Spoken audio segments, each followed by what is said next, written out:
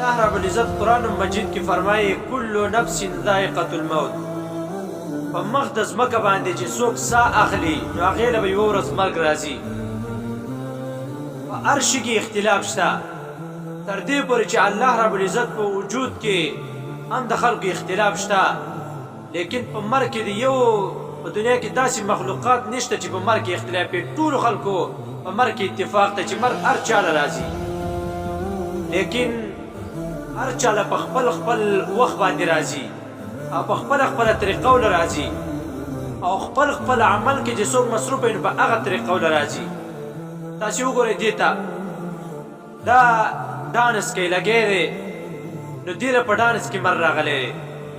وګوره ورته ګډېږي نو چې مرګ له راشي نو په هغه ډانس حالت کې له مرګ راشي. نو په دنیا کې چې کم یو کس په کم کار کې ډېر مشغوله وي مرګ هم له په هغه حالت کې راځي. نو دې له ځکه دا مرګ په ډمتوب کې راغلی دی. او دې بل ته تاسې وګورئ ما دون ذلك لمن يشاء ومن يشرك بالله فقد افترى إثما عظيما. والتوحيد عباد الله ألا تشرك بالله سبحانه وتعالى وأن تموت على لا إله إلا الله. وجاءت سكرة ډېره چې نه مرګ رالی نو هله له مرګ رالی چې کلمه وویله اشهد ان لا اله الا الله واشهد ان محمد رسول الله. کلمه وویله نو هله تیسا لاړې. ولې ځکه چې دی په ټول عمر په دې کې مشغوله دی. نو چې په دنیا کې سړی په کم کار کې مشغوله وي اخره خاتمه هم اکثر په هغه کار باندې وشي. دې د وجې نه چې سړی په ځان په ښه کار کې مشغوله کي د مرګ د اخره خاتمې دپاره دغه رنګه چې مرګ ماله په حالات کې راشي نو سړی د په کار داره چې ځان په داسې اشیاو کې مشغوله کي.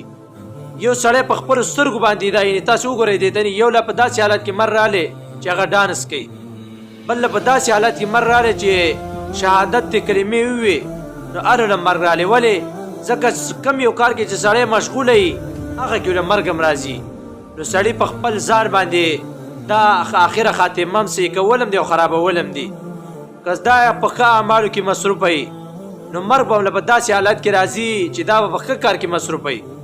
او که دی په بد کار کې ډېر زیات مصروف وي په دنیا کې نو مرګ به هم له په داسې حالت کې راځي چې دی به په بد اعمالو کې په بد افعالو کې به دی مصروف وي نو مرګ به ورله راشي او په داسې حالت کې د سړي اخره خاتمه هم خرابه شي.